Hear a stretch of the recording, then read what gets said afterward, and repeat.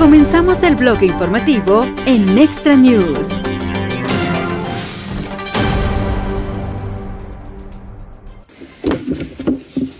Good to be here. Anybody have a sense of humor today? All right. You can get closer. I'm not going to bite anybody.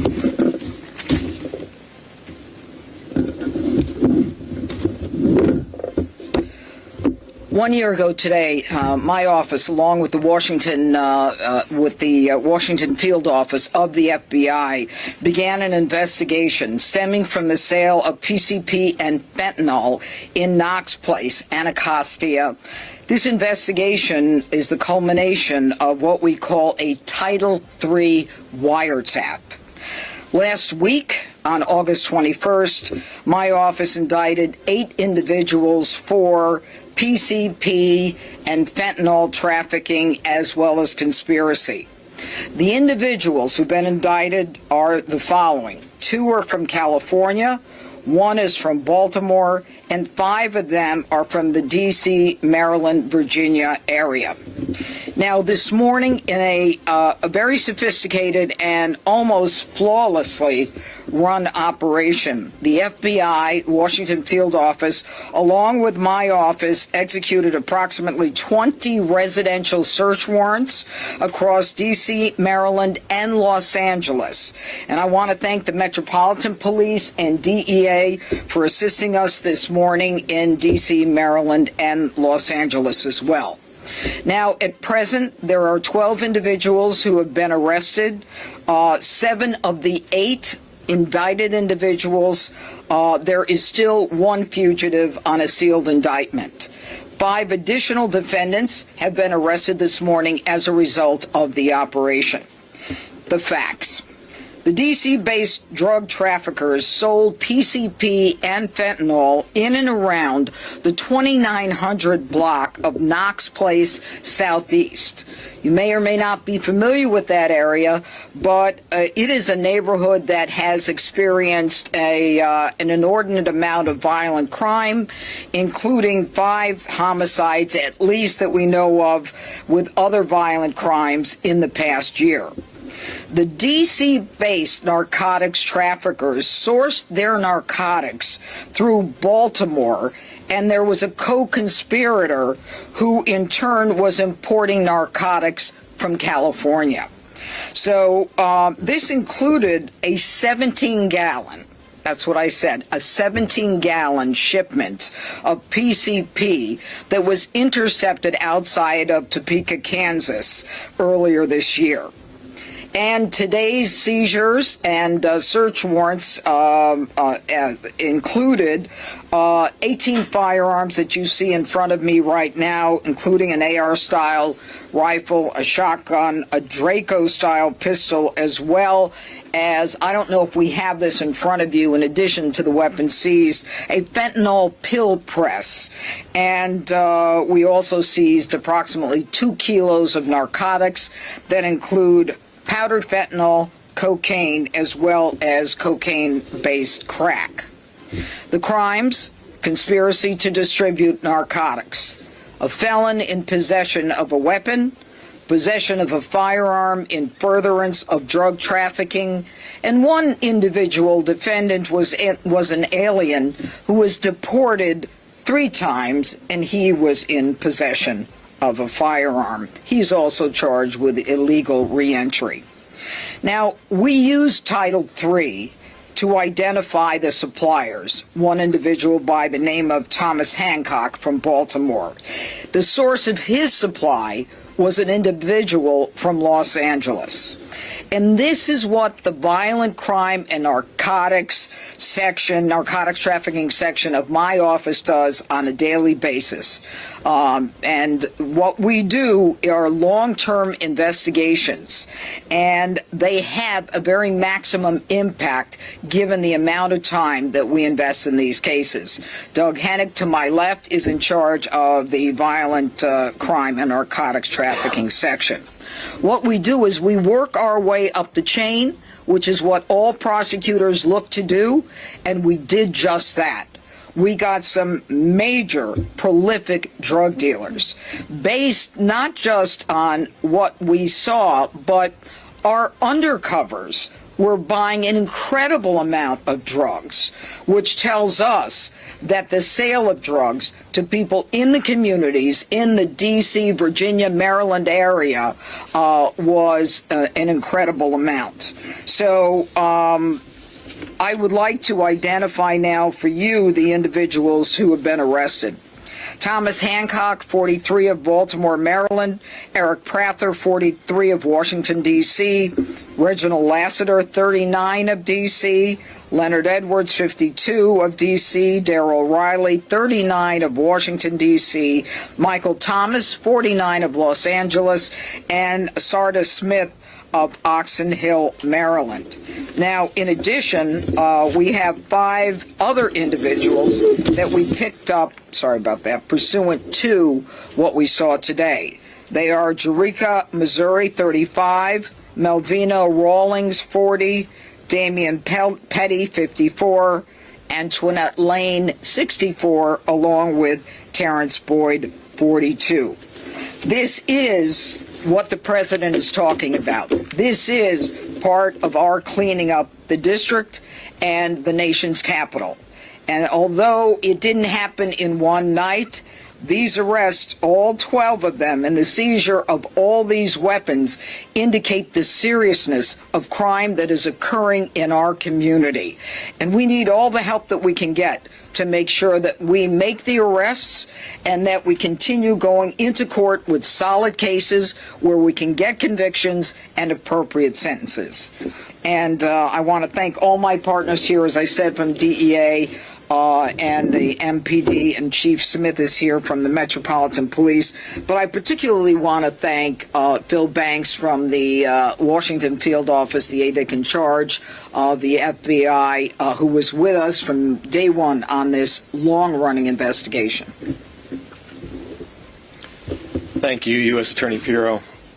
I'm Phil Bates. I'm the Acting Assistant Director in charge of the FBI's Washington Field Office. I'm grateful to be here with you today to highlight an example of the FBI's work to crush violent crime in our communities.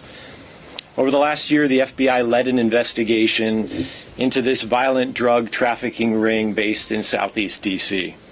The subjects distributed large amounts of fentanyl, cocaine, and PCP throughout the region. Their network stretched from coast to coast, as Judge Pirro outlined, including couriers and suppliers in Baltimore and in California. Today, alongside our federal and local partners, we executed searches and arrests at 20 locations in D.C., Maryland, and in California. We arrested 12 individuals and seized over 2 kilograms of narcotics, a pill press, more than $50,000, and 18 guns. That's 12 violent drug traffickers and 18 firearms that are no longer on our streets. These arrests are the result of collaboration between the FBI's Washington Field Office, our partners at the DEA, and our partners at the Metropolitan Police Department. This also includes our FBI offices in Baltimore, Richmond, and Los Angeles, who provided valuable support to this investigation. With this morning's arrest, our communities are safer than they were yesterday. By combining our local and federal resources and sharing crucial intelligence, we can rid our neighborhoods of illicit drugs and dismantle dangerous drug trafficking organizations.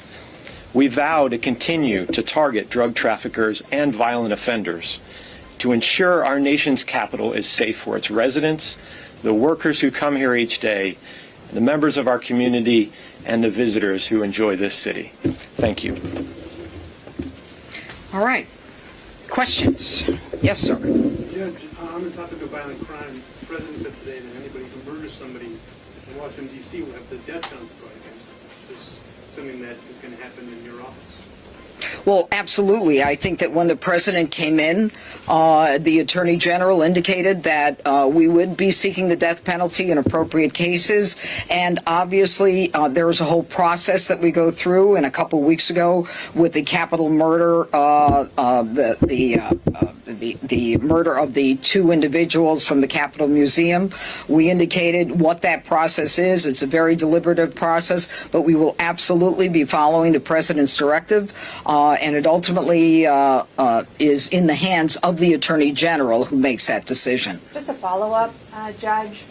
D.C. has abolished the death penalty. That capital case was a federal case. When we're talking about murder one and other cases in D.C., how does your office plan to get around that issue and the fact that the judges are also potentially unlikely to want to impose that?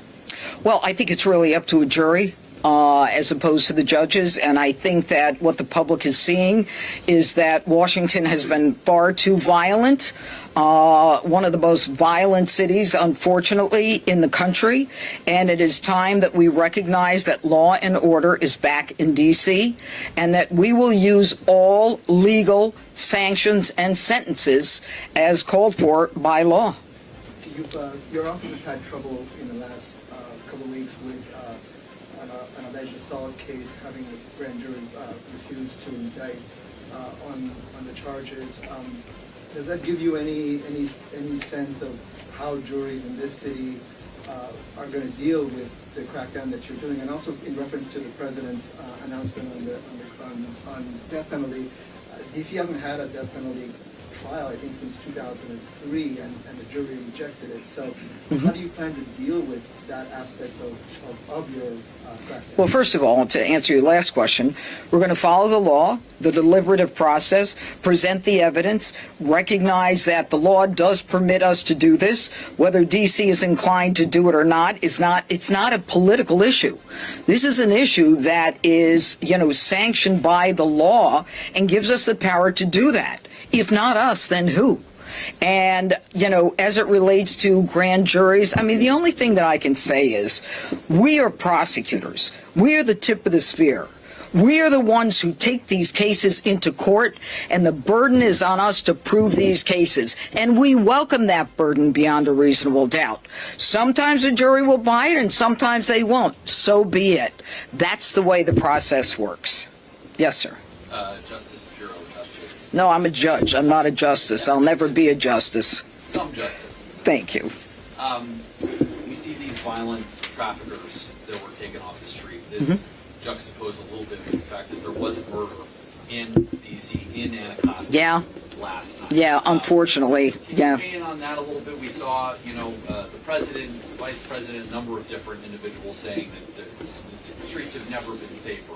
But there was a murder last night, and I just would love your thoughts on that. I have to give the president kudos for everything he's doing. No one has bothered to bring in the resources of law enforcement, federal and local. The DEA, the FBI, the marshals, the park police, the Capitol Police, the Metro Police. I'm sure I'm leaving someone out. But that is a scenario that we should all be grateful for because it puts us in a position of making us safer. Are people going to commit crimes? Of course they are. But I think everyone in this room knows that there is a small percentage of individuals who commit the violent crimes and who repeatedly do it, especially in an area where, there's no such thing, as bail. And so what we've got to do is try to identify who those people are, take them out of the community based upon their criminal acts and the law and the evidence to make this place safe. Are we going to make it perfectly safe? God, I hope we can. But no one other than President Trump has put the resources, the effort, the energy into doing this. How much more are we going in this? I have one about D.C. crime. Just a question in general. We heard you say before, and we've heard the Fraternal Order of Police say we need more officers. About 600 shy of where we were when our homicides were 80 here in D.C. But the president also has said, conversely, hey, 3,100 is enough officers. But now you're seeing a surge of federal officers, and we're seeing things like this. How do you respond to that sort of cognitive dissonance between him saying, you got more than enough officers, but this seems to be yielding things? Well, I leave it up to the president to make the decision as to how many people and how many officers we need to put in this district. What we're trying to do is, it's almost like, it's, I don't want to use the word, so I'm not going to use it, but we are a microcosm of the country. And if this is what it takes to clean up crime, and I was devastated this morning when I found out there was a homicide last night, because we were counting every day, no homicide. Are people going to be evil? You're damn right they're going to be evil. Are they going to continue to commit crime? Absolutely. But we're not in every house. We're not in every, in every store. But we're going to do the best thing that we can do. And the president is doing just that and providing resources. What the upshot and what the final analysis is up to the president. This is sort of a process question. These are the ones I hate. But, there's been a lot of announcement of arrests and a lot of numbers coming both out of the White House and the Yeah. And then also numbers of people who were found to be illegal, right? In this case, in one of these guys here. When somebody is found in the district, part of this, who's here illegally, but has committed some sort of crime. Yeah, I know the question. Are they automatically It depends. turned over to immigration authorities? It depends. I don't know if you would answer that differently. Sometimes we will go forward with the case, and other times they'll be deported immediately. It depends on the severity of the case. It depends on the situation. Right now, this guy who illegally entered and is part of a huge drug trafficking conspiracy, as you can see from this, I imagine he's going to be deported. But then he's been deported 3 other times. So you tell me what should happen. Should he be deported or should he be put in jail? I'm not paid enough to make those. You know what? I'll leave it at that. Okay, everybody. A question for the acting deputy director, if you have a moment. Come on, Phil, you take it. Well, the first question's for you, Judge, about Why? body cams. There's a recent call for the National Guard to wear body cams. Do you think, given the fact that MPD wears them, your office relies on body cam footage in cases? Sometimes it's critical. Do you think the National Guard's members who are here should be having to wear body cam footage given their de facto law enforcement role? Well, I don't know what the arguments are, pro and con on that. I really haven't been involved. But I think the more transparency there is in criminal cases, the better off we all are. Do you want to answer that? No, huh? I had a separate question for you, sir. The Washington field office is also putting officers out on the street right now, given the surge. Were the same officers who were investigating this case throughout the past year, and especially in the last 3 weeks, some of the ones who were also on the street working literally 24/7? Yeah, we have agents from across the office and across the region who are working to supplement our partners on the task force on a daily basis. I won't get into the specifics of who worked which investigation, but yes, we're supplementing and resourcing the various teams that are out on the streets on a daily basis. Judge, with that question, No, I think we're done. Okay. Thank you. You want to take a picture of the guns? Thank you, everybody. Have good. What'd you say? The jails, they might People being sent to Maryland. Are they going to be sent to Maryland, or if they become overcrowded? The last thing I'm worried about is an overcrowded jail. Okay? The thing I'm worried about is the people in D.C. who feel like they're in jail because the criminals are running around and they don't have the choice to walk the streets or come out of their apartments. Thank you. Muy pronto, vuelve a escuchar las noticias más relevantes en este canal de noticias.